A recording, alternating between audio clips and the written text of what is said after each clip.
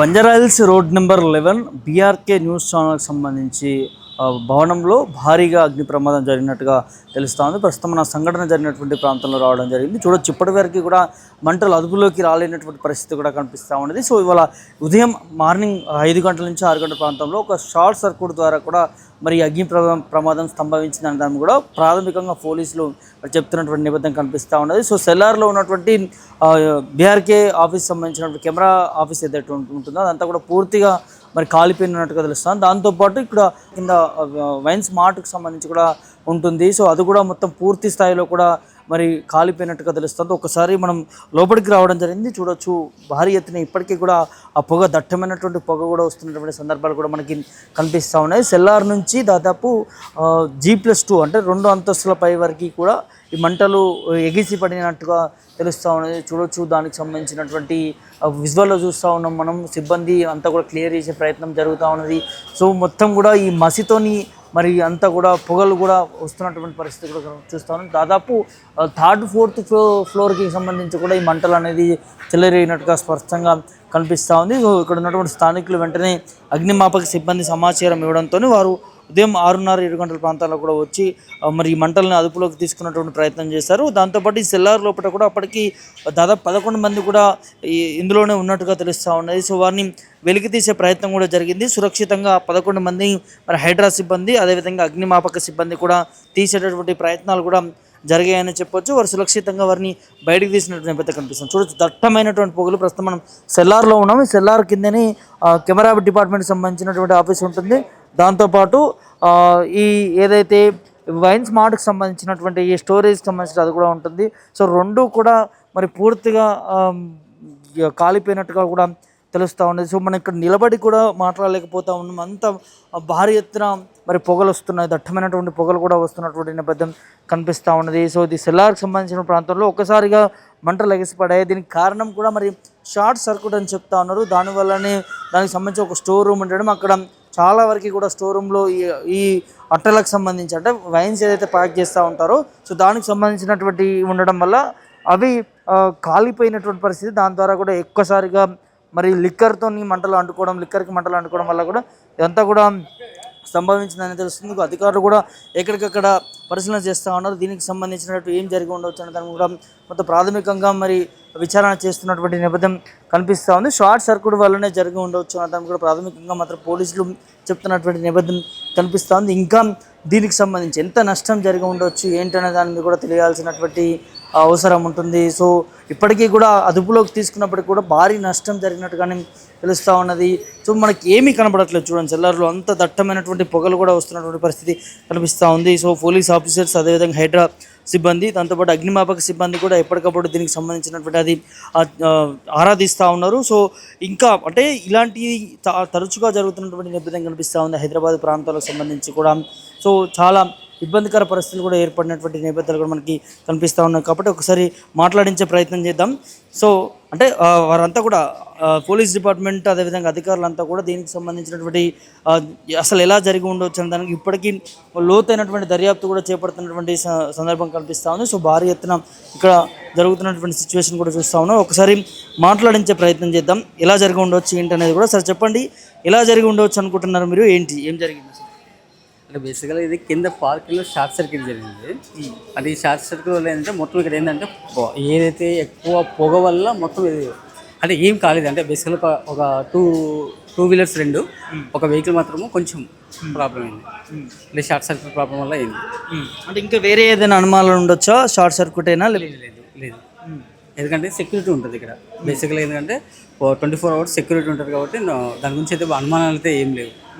BRK office సంబంధించిన camera department కూడా సెల్లార్లో ఉంటుంది అంటున్నారు. మరి కెమెరాలు కానీ లేకపోతే ఎక్విప్మెంట్ ఏమన్నా? కెమెరాలు దానికి సంబంధించి ఏంటంటే మొత్తం కెమెరాలు కాలిపోయాయి. ఎందుకంటే కెమెరాలు కాలిపోయాయి ఏంటంటే ఫైర్లు వాటర్ కొడతారు కదా, ఆ వాటర్ వల్ల మొత్తం అయితే కెమెరాలు అయితే బాగానే దెబ్బతిన్నాయి. పోలీసులు కూడా రావడం జరిగింది, అగ్నిమాపక సిబ్బంది కూడా వచ్చారు. ఏం చెప్తున్నారు సార్? ఏ విధంగా ప్రాబ్లం? ఇంకా చెక్ చేస్తున్నారు, వాట్ అని చెక్ చేస్తున్నారు. ఇది ఓవరాల్గా ఒక కొలిక్కి రావాల్సిన అవసరం ఉంటుంది. అసలు ఏం జరిగి ఉండొచ్చు, ఏం జరిగింది అనే దాని మీద కూడా. సో ఒక్కసారి అంటే లోపలికి వెళ్ళే ప్రయత్నం కూడా మనం చేద్దాం. దట్టమైనటువంటి పొగలు మాత్రం ఇప్పటికీ వస్తూనే ఉన్నాయి. సో భారీ ఎత్తున పోలీసులు అంతా కూడా మరి ఇక్కడికి వచ్చి చేరుకొని దీనికి సంబంధించిన ప్రాథమిక అంచనా కూడా వేస్తూ ఉన్నారు. ఏం జరగ ఉండొచ్చు ఏంటి అనే దాని మీద కూడా. సో ఒక్కసారి మనం లోపలికి వెళ్తున్నాం. ఈ అగ్ని ప్రమాదం జరిగినటువంటి ప్రాంతానికి సంబంధించి కూడా మొత్తం అంతా కూడా చీకటిగా ఉంది ఇక్కడ లోపలంతా కూడా. సో పోలీస్ డిపార్ట్మెంట్ అండ్ అగ్నిమాపక సిబ్బంది, హైడ్రా సిబ్బంది అంతా కూడా ఇంకా పరిశీలిస్తూ ఉన్నారు. ఇంకా ఎక్కడ ఏ ప్రాంతాల్లో ఇంకా షార్ట్ సర్క్యూట్ కావచ్చు, ఇంకా ఇంకేదైనా జరిగి ఉండొచ్చో అనే దాన్ని కూడా తెలుస్తూ ఉన్నది. సో ఇది చూడొచ్చు, స్టోర్ రూమ్ ఏదైతే అగ్ని ప్రమాదం సంభవించిందో సో ఆ ప్రాంతానికి సంబంధించినటువంటి ఇది స్టోర్ మీద అంతా కూడా. సో ఒక్కసారి చూడొచ్చు. సో బీఆర్కేకి సంబంధించినటువంటి ఎక్విప్మెంట్ అంతా కూడా ఇందులోనే ఉంటుంది. అందులో కెమెరాస్ కావచ్చు, లైవ్ కిట్స్ కావచ్చు, దాంతోపాటు కెమెరా డిపార్ట్మెంట్కి సంబంధించిన ఎక్విప్మెంట్ అంతా కూడా ఇక్కడి నుంచే మరి తీసుకెళ్తారు. కాబట్టి ఈ స్టోర్ అంతా కూడా పూర్తిగా దగ్ధమైపోయినట్టుగా తెలుస్తుంది, కాలిపోయినట్టుగా తెలుస్తూ ఉన్నది. భారీ నష్టం కూడా వచ్చినట్టు మనకు స్పష్టంగా తెలుస్తుంది. అంతా కూడా షార్ట్ సర్క్యూట్ అయ్యే అవకాశాలు ఉండొచ్చు అని దాన్ని కూడా భావిస్తున్నటువంటి నేపథ్యం కనిపిస్తుంది. ఇక్కడ వెహికల్స్ కూడా కనిపిస్తాయి మనకి, బీఆర్కేకి సంబంధించిన వెహికల్స్. ఒక్కసారి లోపల చూడొచ్చు లోపల కూడా. సో ఈ ఎక్విప్మెంట్ అంతా కూడా వారు బీఆర్కే డిపార్ట్మెంట్కి సంబంధించినటువంటి వారంతా కూడా తీసుకుంటా ఉన్నారు. ఇంకా ఏమైనా ఉండొచ్చు ఏంటంటే కూడా, కానీ భారీ నష్టం అయితే వచ్చినట్టుగా తెలుస్తామని చూడొచ్చు. చాలా దగ్ధమైపోయింది, కాలిపోయినటువంటి పరిస్థితి. ఇప్పటికీ కూడా అందులోకి వెళ్ళి పొగలు వస్తున్నటువంటి పరిస్థితులు కూడా మనకి స్పష్టంగా కనిపిస్తుంది. దాంతోపాటు బీఆర్కేకి సంబంధించినటువంటి 2 వెహికల్స్ కూడా, ఎలక్ట్రిక్ వెహికల్స్ కూడా ఇందులో కాలిపోయాయి అంటూ కూడా బీఆర్కే డిపార్ట్మెంట్ వారు చెప్తున్నటువంటి పరిస్థితి కనిపిస్తుంది. వ్యాన్కి సంబంధించి ఇక్కడ చూడొచ్చు 2 వెహికల్స్ మాత్రం ఏం కాలేదు, మిగతా వెహికల్కి సంబంధించి కూడా కాలిపోయాయి అనే దాన్ని కూడా తెలుస్తూ ఉన్నది. సో దట్టమైనటువంటి పొగలు ఒక్కసారి పైన కూడా చూడొచ్చు మనం, ఏ విధంగా జరిగి ఉండొచ్చు ఏంటనే దాన్ని కూడా. అంతా కూడా పొగలతో నిండిపోయినటువంటి పరిస్థితి, మొత్తం ఇదంతా కూడా కాలిపెట్టే పరిస్థితి. సో అప్రమత్తమైనటువంటి అగ్నిమాపక సిబ్బంది రియాక్ట్ అవ్వడం, త్వరగా రావడం వల్ల ఇంకా భారీగా నష్టం జరిగి ఉండకపోవచ్చు అనేదాన్ని కూడా చెప్తున్నటువంటి పరిస్థితులు కూడా స్పష్టంగా కనిపిస్తూ ఉన్నాయి. సో ఖచ్చితంగా ఇటు బీఆర్కే న్యూస్ సంబంధించినటువంటి భారీ నష్టం జరిగింది. దాంతోపాటు ఇటు లిక్కర్ మార్ట్కి సంబంధించిన దానికి కూడా నష్టం జరిగినట్టుగా తెలుస్తూ ఉన్నది. సో ఇక్కడ వాటర్ అంతా కూడా అదుపులోకి తీసుకోవడానికి, మంటలని అదుపులోకి తీసుకోవడానికి వాటర్ కూడా మరి ఫైర్ ఇంజన్స్ రావడం జరిగింది. సో వాటర్ చూడడం వల్లనే మరి అదుపులోకి వచ్చినట్టుగా తెలుస్తుంది. అక్కడ ఉన్నటువంటి వెహికల్ కూడా, బీఆర్కేకి సంబంధించిన వెహికల్ కూడా కాలిపోయినటువంటి పరిస్థితులు స్పష్టంగా కనిపిస్తూ ఉన్నాయి.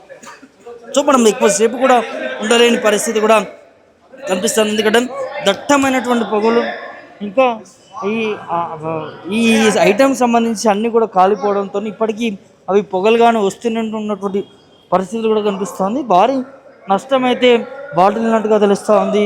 సో బీఆర్కే న్యూస్ ఛానల్స్ మరి అధికారులు వాళ్ళు కూడా చెప్తున్నారు. సో మాకు కొంత ఈ షార్ట్ సర్క్యూట్ జరగడం వల్ల కెమెరా డిపార్ట్మెంట్ సంబంధించినటువంటి అంతా కూడా కాలిపోవడం వల్ల కూడా భారీ నష్టం వాటిల్లింది అనేది బీఆర్కే యాజమాన్యం చెప్తున్నటువంటి పరిస్థితి కనిపిస్తూ ఉంది. చూడొచ్చు.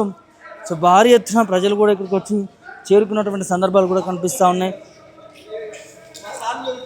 సో మనం ఇప్పుడు సెల్లార్ నుంచి కూడా చూసినాం. ఇప్పుడు బయట చూడవచ్చు.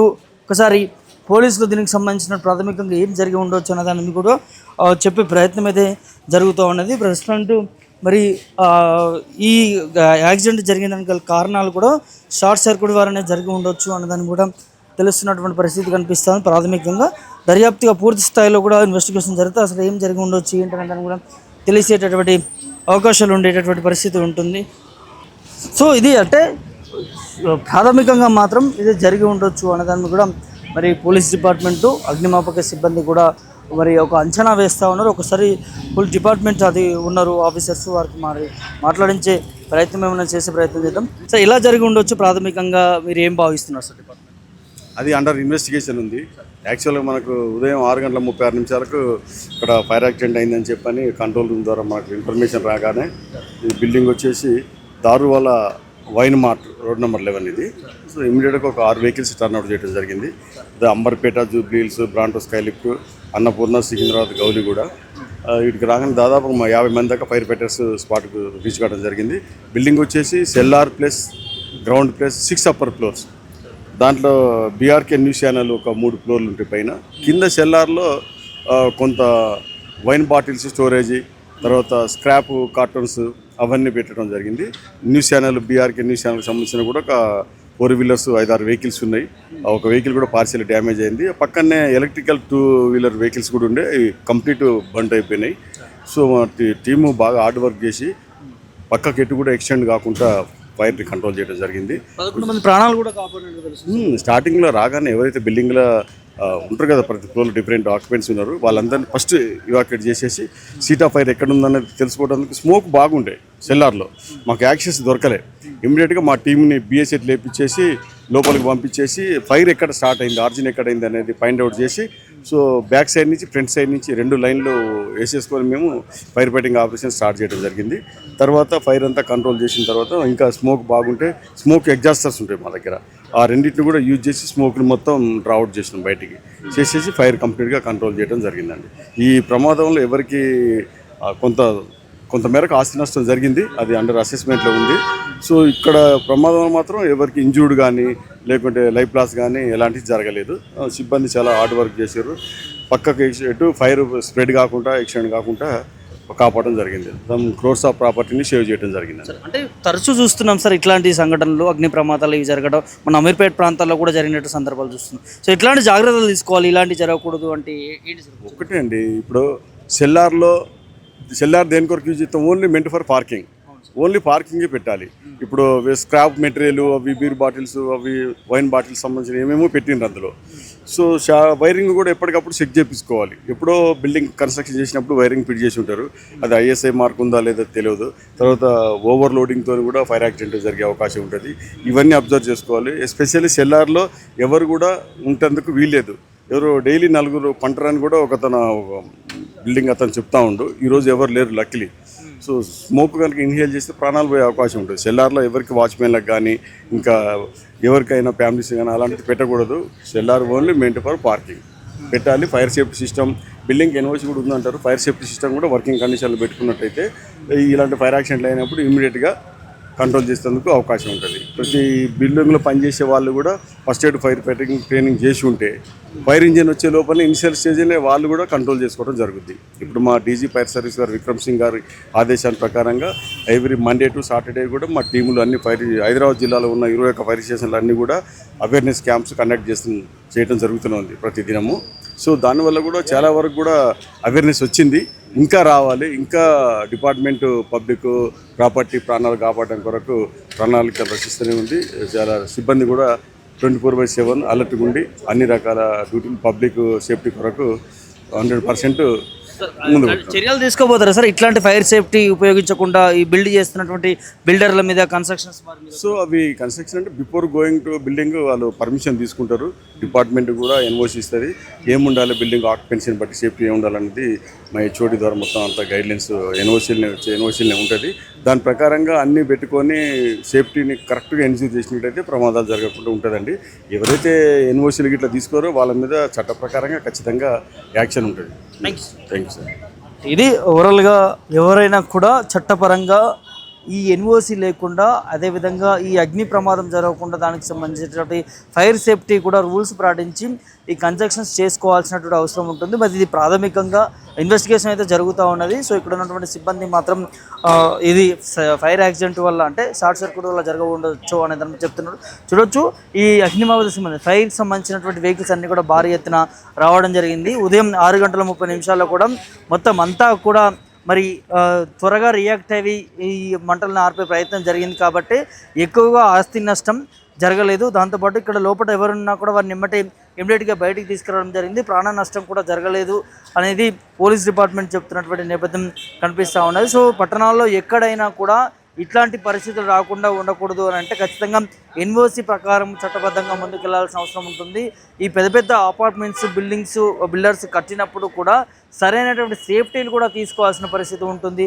దట్టు ఇంకా సెల్లార్లోకి సంబంధించి కూడా ఎవరు కూడా ఈ సెల్లార్లో పార్కింగ్ దానికి ఉపయోగించుకోవాలి. ఇట్లా స్టోర్ రూమ్స్ కావచ్చు, ఇంకోటి కావచ్చు అవి నిల్వ చేసుకోవడం వల్ల కూడా ఇట్లాంటి చిన్న చిన్న ప్రమాదాలు వచ్చినప్పుడు కూడా పెద్ద బ్లాస్టింగ్ అయ్యేటటువంటి పరిస్థితులు ఉంటాయి. దాంతోపాటు ఇటు ఈ వైరింగ్ సంబంధించి కూడా ఎందుకంటే చాలా బల్క్ ఆఫ్ వైర్ ఉంటుంది ఈ సెల్లార్కి సంబంధించి కూడా.